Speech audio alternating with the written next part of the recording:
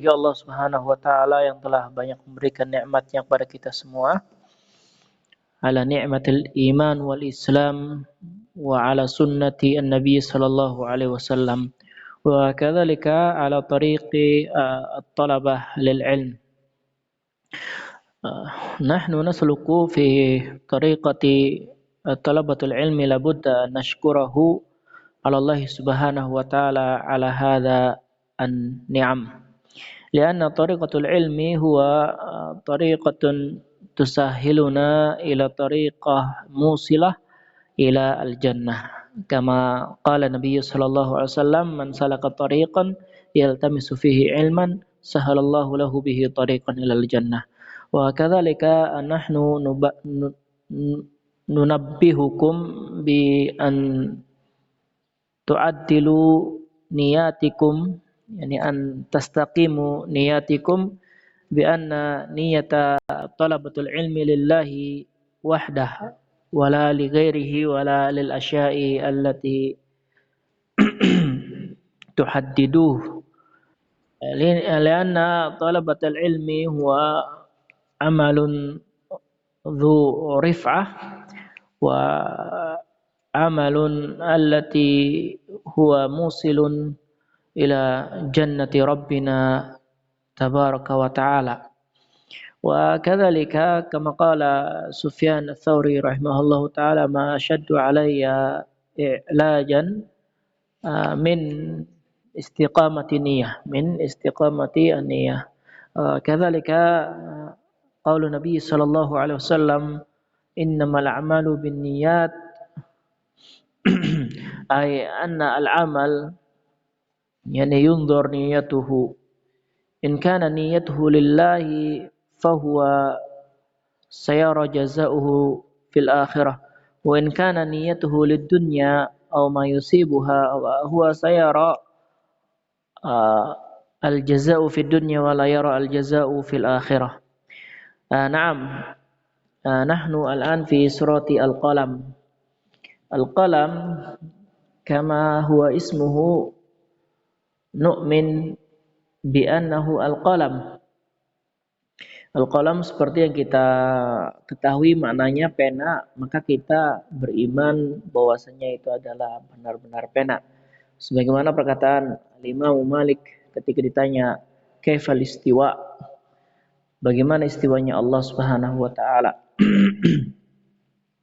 Maka Imam Malik mengatakan al-istiwa ma'lum, istiwa itu ma'lum, diketahui oleh orang Arab. Wal kaifu ghairu ma'qul, dan bagaimananya tidak diketahui. Wasu'alu anhu bid'atun, dan bertanya tentangnya adalah sesuatu yang bid'ah. Wal imanu bihi wajibun, dan mengimaninya adalah sesuatu yang wajib. Nah, kaidah ini bisa kita terapkan ke semua sifat dan nama-nama Allah Subhanahu wa taala serta makhluk yang Allah Subhanahu wa taala ciptakan yang kita tidak mampu untuk melihatnya. Seperti halnya surat Al-Qalam ini. Kita jangan pernah menanyakan bagaimana pulpennya Allah, bagaimana bentuknya dan lain sebagainya. Cukup kita imani qalam adalah maknanya pena. Penanya seperti apa? Wallahu ta'ala a'la wa a'lam. Hanya Allah Subhanahu wa taala yang tahu sifat dan zat qalam itu seperti apa. Karena seperti halnya wajah kita sama kita namakan wajah, namun antara wajah saya dengan wajah antum semua pasti memiliki sebuah perbedaan. Pun demikian makhluk yang Allah Subhanahu wa taala ciptakan berupa qalam tentu memiliki sebuah perbedaan yang apa yang kita pikirkan. Baik, surat Al-Qalam ini di antara surat Makkiyah, Apa itu surat Makkiyah? Surat Makkiyah itu adalah surat wahyu yang Allah Subhanahu wa taala turunkan selama Rasulullah sallallahu alaihi wasallam di Mekah dan belum melakukan hijrah ke Madinah. Itu dinamakan Makkiyah. Selama Rasulullah sallallahu alaihi wasallam belum hijrah ke Madinah, surat yang Allah Subhanahu wa taala wahyukan pada Rasulullah disebut surat Makkiyah. Sedangkan surat Madaniyah adalah apa-apa yang Allah Subhanahu wa taala turunkan setelah hijrahnya Rasulullah Shallallahu Alaihi Wasallam ke Madinah. Kalau di Muqaddimah Ushul Tafsir di situ dijelaskan karakteristik antara Makkiyah dan Madaniyah. Di antara yang Makkiyah itu senantiasa ayat berbicara tentang qital, tentang perang dan sesuatu hal yang keras terhadap kaum musyrikin. Sedangkan surat Madaniyah itu senantiasa bercerita tentang ahkamu tasyri', hukum-hukum syariat. Lebih ke sana. Meskipun nanti di sana ada banyak karakteristik-karakteristik yang membedakan antara Madaniyah dan Makkiyah. Baik, uh, Al-Qalam ini di antaranya dia adalah Makkiyah. Baik, Al-Qalam ini disebutkan bahwasanya memiliki 52 ayat, memiliki 52 ayat. Baik, Ustadz minta Muhammad Fauzi silakan membacakan ayat 1 sampai 7. Ayat 1 sampai 7. Silakan.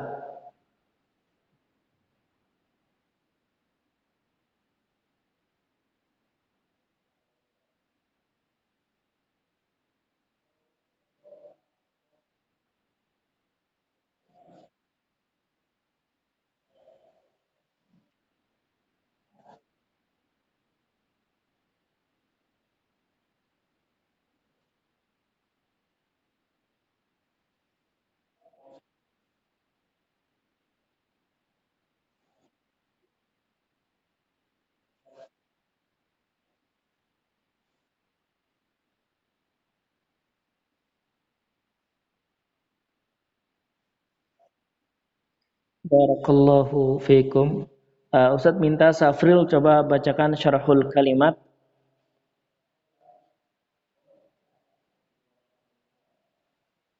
Safril,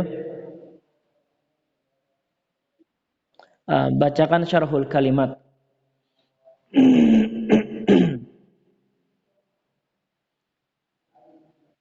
Tafadhol.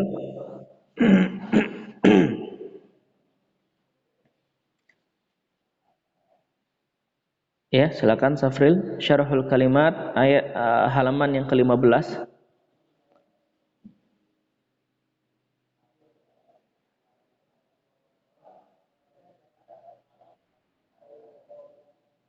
Safril.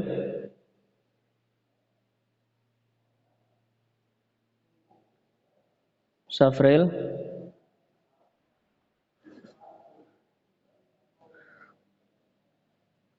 Oh, baik. Silakan Fatin.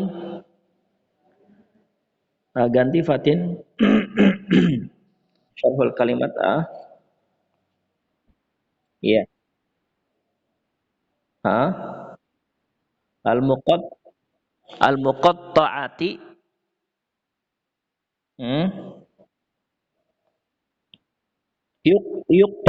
Yuktabu hakadha nun.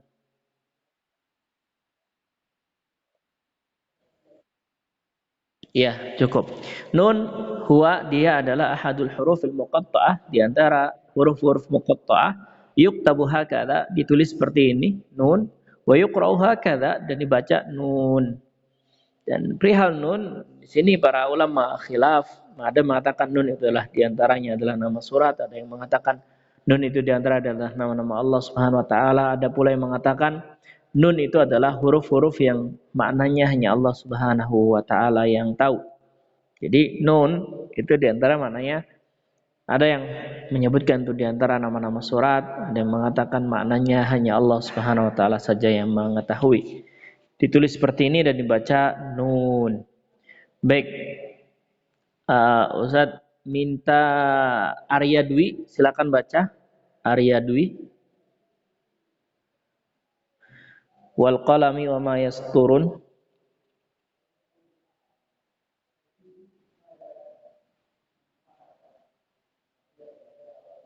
Arya Dwi, ya tafadhol.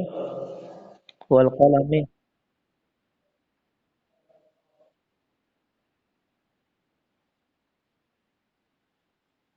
Hmm, hmm, hmm. Ya, cukup. Wal qalami, dan demi kolam, wa ma yasturun, dan demi apa-apa yang ditulis oleh kolam. Di sini Allah Subhanahu wa taala bersumpah dengan dua makhluknya. Pertama makhluk penanya sendiri, dan kedua adalah tulisan-tulisan yang tertulis oleh pena itu. Yaitu wal qalamil ladzi kataba bihi adz-dzikr, yang dimana pena itu menulis dengannya adalah al-qadar, takdir, sebelum Allah Subhanahu wa taala menciptakan langit dan bumi.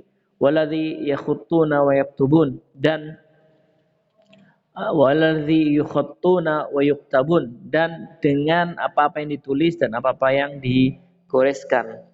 Jadi di sini Allah Subhanahu wa taala berfirman dengan dua ya. Pertama dengan penanya, kedua dengan ini apa-apa yang tertulis oleh pena tersebut. Baik, Ustadz minta silakan baca Laith Latif. Silakan. Laith Latif.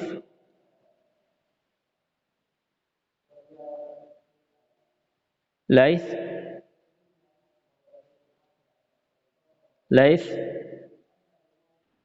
Iya. Iya, kenapa?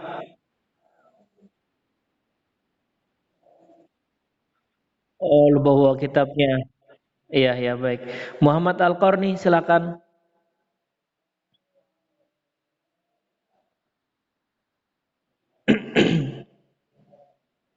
Mangta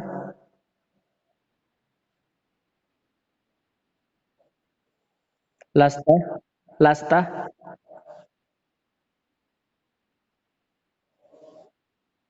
Hmm. Wahabaka. Iya. Ma'angta bi ni'mati rabbika. Ya. Di sini Allah Subhanahu wa taala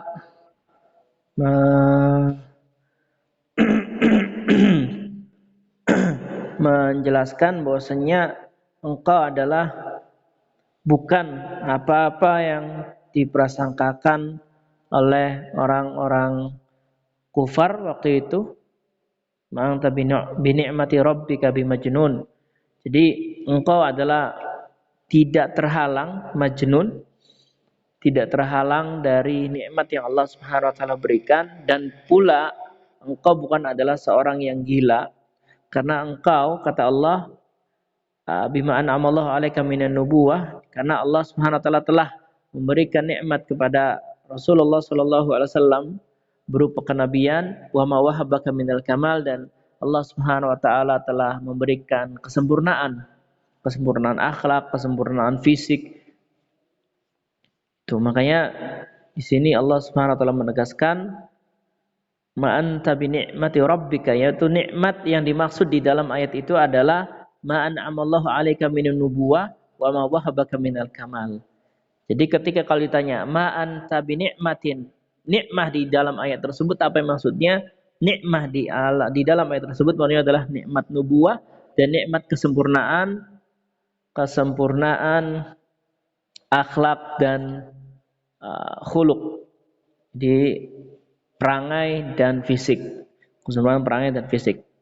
Baik, Hafiz Khairi silakan baca Hafiz Khairi.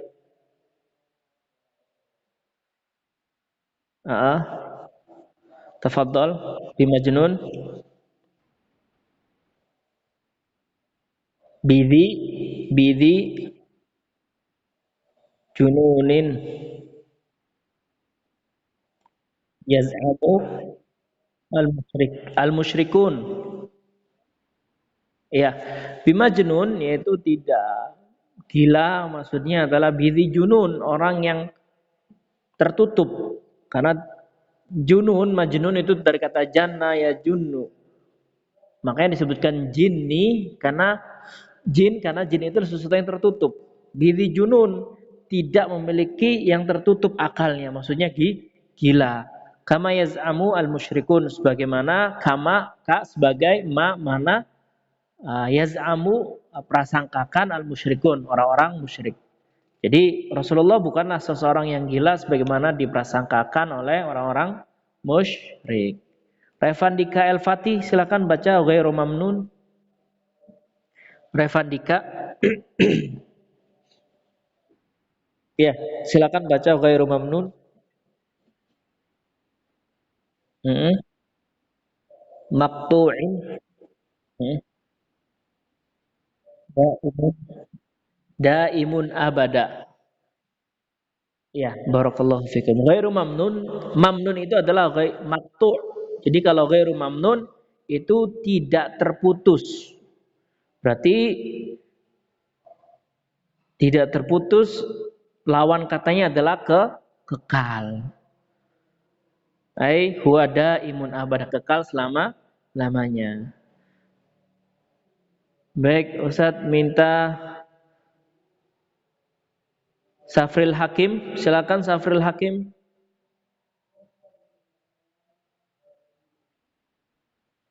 Bi ayyukumul maftun?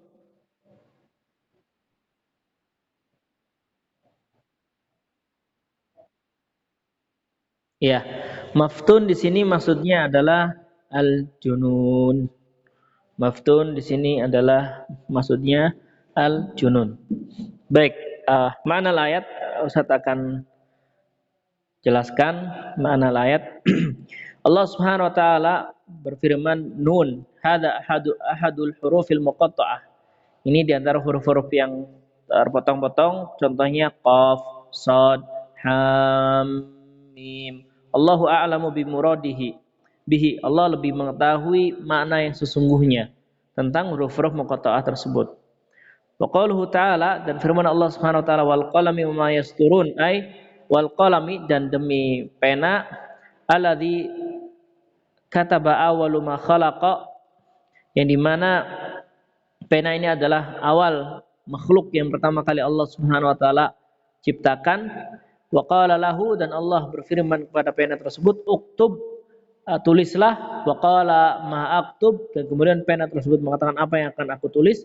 Qala uktub ma huwa kainun ila yaumil qiyamah, maka tulislah apa-apa yang akan terjadi sampai hari kiamat. Fajara bidzalika, maka apa-apa yang dituliskan oleh pena yang atas perintah Allah Subhanahu wa taala terjadi sampai saat ini. Jadi pertemuan kita di Google Meet sekarang sini sudah tertulis di Lauhul Mahfuz yang ditulis oleh pena, yang dimana Allah Subhanahu wa taala bersumpah dengannya. Wa ma yasturun ay wa ma tusattiruhu wa taktubuhul malaikah, dan apa-apa yang tertulis, yaitu apa-apa yang ditulis oleh malaikat, naklan minal lauhil mahfuz, yang menukil, mencatat ulang dari lauhul mahfuz. Wa ma yaktubuhu al-kiram al-katibun, dan apa-apa yang ditulis oleh malaikat yang ditugaskan untuk menulis, min a'malil ibad, dari amal-amal hambanya. Fasummiya ay aqsamallah ta'ala bi syai'in, maka di sini Allah Subhanahu wa taala bersumpah dengan dua sesuatu, dua hal. Al awal qalam, yang pertama adalah pena, yang kedua adalah masa tarabihi wa kataba mimma khalaqa min kulli syai'in, apa-apa yang tertulis dari pena tersebut dan apa-apa yang diciptakan oleh Allah Subhanahu wa taala dari segala sesuatu. Nah, di sini mungkin teman-teman ada sebuah pertanyaan, Ustaz, kok Allah boleh berfirman dengan makhluknya? Apakah ini tidak menjadikan dalil bahwasanya kita boleh bersumpah dengan makhluknya? Oh enggak, ini kekhususan Allah Subhanahu wa taala. Allah Maha berkehendak bersumpah dengan seluruh makhluknya, seperti wal fajr, seperti apa? Wal lail, dan wadduha, wasyams, wassama. Dan Allah Subhanahu wa taala Maha berhak untuk bersumpah atas segala makhluk dengan makhluknya. Tetapi kalau kita tidak diperkenankan bersumpah dengan selain nama Allah Subhanahu wa taala, sekalipun dengan nama malaikat ataupun nama Nabi sallallahu alaihi wasallam. Karena Rasulullah pernah menegaskan, man halafa bi ghairillah, barang siapa yang bersumpah selain nama Allah Subhanahu wa taala, faqad asyraka, maka sungguh dia telah berbuat syirik. Wal muqsam alaihi qauluhu ma anta bi ni'mati rabbika bimajnun, dan di antara muqsam ya di sini adalah jawabul qasam, bahwa salah satu asya al awal, ini tadi kan disebutkan qasamnya, apa yang Allah Subhanahu wa taala bersumpah dengannya, nun wal qalami wa ma yasturun, Allah bersumpah dengan pena dan apa yang ditulis oleh pena. Nah, di sini lihat footnote-nya, jawabul qasam. Muqsam di sini adalah jawabul qasam. Apa yang disumpahkan. Nah, Allah ini bersumpah akan tujuannya apa nih? Nah, di sini jawabul qasam huwa salah satu asya. Ada tiga hal jawab qasamnya. Yang pertama adalah nafyul junun, peniadaan, pengingkaran apa prasangka gila yang disematkan oleh Rasulullah sallallahu alaihi wasallam pada Rasulullah. Kedua adalah subutul ajr lahu, tetapnya pahala bagi Rasulullah sallallahu alaihi wasallam. Wa tsalits kaunuhu ala a'zam khalqin haitsu tahalla bikulli adabin fil Qur'an. Dan yang ketiga adalah Allah Subhanahu wa taala memberikan kedudukan yang tinggi ketika Rasulullah sallallahu alaihi wasallam menghiasi dirinya dengan adab yang mulia. Sampai Aisyah mengatakan kana khuluquhu al-Qur'an. Nah, sini ma anta bi ni'mati rabbika bimajnun. Ai takdzibun lil musyrikin. Ini adalah untuk mendustakan orang-orang musyrikin alladzina qalu yang mengatakan inna Muhammadan bahwasanya Rasulullah majnunun. Gila bisababi ma ra'auhu minal wahyi. Gila karena Rasulullah mengaku melihat dari wahyu. Apa yang diceritakan pertama ketika Rasulullah Shallallahu Alaihi Wasallam pertama kali menerima wahyu yang didekap sama Jibril, itu ketika Rasulullah menceritakan hal tersebut, Rasulullah dianggap gila. Wa ta'thiru bihi ala ma hadahallahu lil iman, dan bekas-bekas efek dari wahyu yang telah Allah Subhanahu wa taala berikan, dari hidayah yang Allah Subhanahu wa taala berikan berupa keimanan. Ma anta bi ni'mati rabbika bimajnun. Jadi ma anta bi ni'mati rabbika bimajnun, Ustaz perjelas lagi, kamu tidaklah menjadi gila dengan sebab. Dengan sebab apa? Bi ni'mati rabbika, dengan sebab nikmat dari Tuhanmu. Berupa apa? Nubuwah, kenabian dan kerasulan. Jadi wahai Muhammad, kamu itu bukan gila dikarenakan engkau mendapatkan nubuah dan kesempurnaan akhlak. Makanya di sini Allah ma anta bi ni'mati rabbika bimajnun. Ba di sini adalah ba sababiyah. Misalkan engkau ini ma anta bimajnun, engkau ini bukan gila dikarenakan bi ni'mati rabbika, karena nikmat Tuhanmu yaitu berupa wahyu dari Allah Subhanahu wa taala. Wa qauluhu ta'ala, dan firman Allah Subhanahu wa taala selanjutnya, wa innalaka la ajran ghairu mamnun. Nah, ini muksam yang kedua.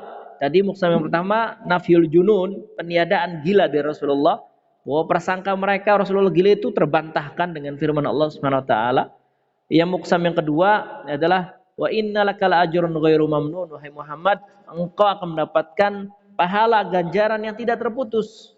Ghairu mamnun, mamnun atau maqtu, berarti wa innalaka la ajran ghairu maqtu'. Engkau akan mendapatkan pahala ganjaran tidak terputus. Tidak terputus lawannya apa? Terputus lawannya apa? Daim, senantiasa, kekal abadi. Jadi engkau akan mendapatkan kenikmatan balasan yang kekal di akhirat. Hadza dakhilun tahtal qasam ai muqsam alaihi. Ini masuk tentang firman apa sumpahnya Allah Subhanahu wa taala, ai anna lin nabiy sallallahu alaihi wasallam, bahwasanya bagi Nabi sallallahu alaihi wasallam ajran ghairu maqtu'in abada. Pahala ganjaran tidak akan pernah terputus selama-lamanya. Bisa bima qaddamahu min a'malin salihah, dengan sebab amalan saleh yang beliau lakukan, a'zamuha ma bayyanahu minal huda, lebih pahala yang paling besarnya adalah apa yang beliau jelaskan dari petunjuk. Wa masannahu min turuqil khair, dan apa-apa yang Rasulullah sunnahkan dari jalan-jalan kebaikan. Idz man sanna sunnatan hasanatan falahu ajruha wa ajru man amila biha ila yaumiddin. Sebagaimana firman Allah SWT, barang siapa yang membiasakan, mengawali kebiasaan yang baik yang tidak menyelisih syariat, maka dia akan mendapatkan pahalanya orang-orang yang mengikutinya sampai hari kiamat. Pun demikian dengan Rasulullah sallallahu alaihi wasallam. Kama annal jannata ajrun kullu amalin salih. Sebagaimana surga adalah ganjaran bagi setiap orang yang beramal saleh. Wali rasuli fiha ajrun ghairu maqtu', dan bagi Rasulullah adalah pahala yang tidak akan pernah terputus. Ballahu a'laha wa afdaluha, dan bahkan Rasulullah akan mendapatkan pahala yang paling tinggi dan pahala yang paling mulia, paling utama. Wa qaluhu wa innaka la'ala khuluqin azim, dan firman Allah, wa innaka, sesungguhnya engkau la'ala, benar-benar berada, khuluqin, di atas akhlak, azim, yang sangat agung, yang sangat bagus.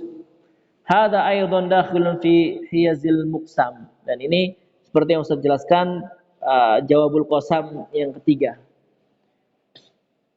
yaitu Nabi sallallahu alaihi wasallam khalaqa ay addaba azimun haitsu addaba rabbuhu fakaf, karena Allah Subhanahu wa taala yang langsung memberikan pelajaran tentang adab. Pakai fala yakunu akmalul khulq adaba, bagaimana Rasulullah bukan menjadi insan yang paling sempurna akhlaknya, sedangkan apa? Sedangkan wa ma khutiba bihi fil Qur'ani min mithli khudhil afwa wa'mur bil urf wa arid anil jahilin. Karena akhlak Rasulullah itu Quran. Sedangkan apa yang di dalam Quran itu, apa isinya? Berilah maaf pada orang. Kemudian apa? Perintahkanlah sesuatu yang baik dan menjauhlah dari orang yang bodoh. Wa mithlu wa syawirhum fil amr, dan di antaranya adalah bermusyawarah terhadap perkara. Wa mithlu law kunta faddan ghalidha, dan di antaranya pula kalau engkau memiliki sikap yang keras dan perangai yang keras, lan faddu min haulika ila ghairi dzalika, maka orang-orang yang di sampingmu akan lari, dan adab-adab yang lainnya, adab-adab yang lainnya. Fasatubsiru wa yubsirun bi ayyikumul maftun. Nah, di sini di antara penuntutnya aidam ma'ala ma anta alaihi minal kamal ya Rasuluna wasbir ala da'watana fatabsiru ba'da qalilin minaz zaman wa yubsiru qaumuka al muttahimuna laka bil junun bi ayyikumul maftun ay al majnun. Di sini fasatubsiru wa yubsirun bi ayyikumul maftun, maka fasatubsiru, maka engkau wahai Muhammad akan melihat, wa yubsirun, dan mereka pun orang-orang kufar akan melihat, bi ayyikumul maftun, di mana siapa di antara kalian, antara Rasulullah dan orang beriman dan orang kufar, al-maftun, yang gila. Ya tentu orang-orang yang menuduh gila Rasulullah sallallahu alaihi wasallam, yang mereka itu gila, sedangkan Rasulullah tidak. Inna rabbaka huwa a'lamu biman dhalla an sabilihi wa huwa a'lamu bil muhtadin. Dan Allah Subhanahu wa taala Maha mengetahui orang-orang yang berada di jalannya dan orang-orang yang tersesat dari jalannya. Itulah teman-teman. Jadi khulasahnya atau kesimpulannya, bahwasanya pertama, Allah Subhanahu wa taala berhak bersumpah dengan apapun di antara makhluk-makhluknya. Di antara adalah al-qalam dan apa-apa yang ditulis oleh qalam. Kesimpulan yang kedua, bahwasanya jawabul qasam yang Allah SWT bersumpah dengan qalam tersebut ada 3. Pertama, nafil junun, meniadakan gila dari Rasulullah SAW. Yang kedua adalah thubutul ajr, tetapnya ganjaran bagi Rasulullah SAW. Kemudian yang ketiga adalah bahwasanya Rasulullah Shallallahu Alaihi Wasallam benar-benar berada di atas akhlak yang mulia. Itu 3 muksamnya. Dan di sini juga menjelaskan bahwasanya apa yang dituduhkan oleh orang kafir atau musuh-musuh dakwah itu tidak selalu benar. Tidak selalu benar, bahkan kebanyakannya mereka mengira-ngira. Pun demikian sering kalau antum dulu mengikuti perkembangan dakwah 10 tahun yang lalu, itu ada salah seorang Habib yang menyerang habis-habisan Syekh Muhammad bin Abdul Wahab, Habibnya di Indonesia. Bahkan mengatakan Syekh Muhammad bin Abdul Wahab ini hanya nukil-nukil saja, menulis pun kitab-kitab yang kecil dan tuduhan-tuduhan dusta yang lainnya. Banyak. Nah, kalau pada saat ini ada pula salah seorang dai, dia mengatakan dakwah salafiyah adalah dakwah yang menyeru kepada fitnah. Dakwah salafiyah adalah dakwah yang menyeru pada fitnah, dakwah yang menyeru pada perpecahan. Padahal tidak. Kita menyeru kepada persatuan, persatuan di atas akidah yang benar, persatuan di atas manhaj yang benar, persatuan di atas dalil. Nah, makanya kalian tidak perlu disibukkan dengan syubhat-syubhat yang seperti itu. Kalian tidak perlu disibukkan dengan hal-hal yang kalian tidak mengetahui pengetahuan di dalamnya. Kalian cukup fokuskan belajar dan belajar. Bagaimana tafsirnya, bagaimana terutama ilmu-ilmu alat, terutama ilmu-ilmu alat. Ilmu-ilmu alat itu apa? Bahasanya, nahwu, shorof, takbirnya, kemudian usul fiknya, kemudian apa? Usul tafsirnya. Kalian pelajari dengan baik. Balaghahnya. Karena dengan ilmu alat tersebut akan memudahkan kalian memahami pelajaran-pelajaran selanjutnya. Baik, sekarang kita fawaid atau hidayatul ayat. Fawaid dari ayat ini adalah pertama, takdirul mas'alatin anna lillahi ta'ala an yaqsimu bima syaa min khalqih. Menegaskan bahwasanya Allah Subhanahu wa taala berhak bersumpah atas seluruh makhluknya. Seperti yang Ustaz tadi sampaikan. Yang kedua, bayanu fadlil qalam. Penjelasan keutamaan pena alladzi yaktubu bihil huda wal khair, yang dimana pena tersebut menjelaskan petunjuk dan kebaikan. Yang ketiga, taqriru aqidatil qada wal qadar, penetapan akidah qada dan qadar, id kana dzalika bil qalam alladzi awwalu ma khalaqa, yang dimana qalam lah yang pertama kali diciptakan.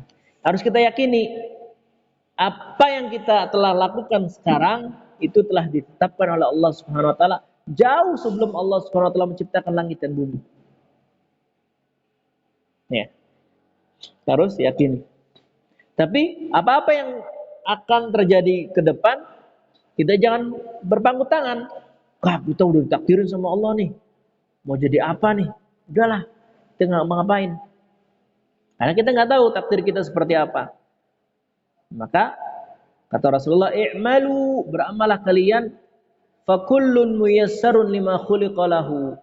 Maka seluruh hamba-hamba Allah akan dipermudah jalannya lima khuliqa lahu, terhadap apa-apa takdir yang telah ditakdirkan baginya.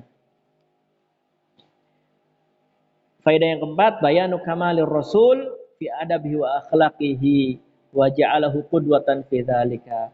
Penjelasan misalnya Rasulullah memiliki adab yang paling tinggi, akhlak yang mulia, sampai Rasulullah dijadikan qudwah. Contoh, suri toladan. Baik, teman-teman, ada yang ditanyakan? Silakan. Jika ada yang mau bertanya.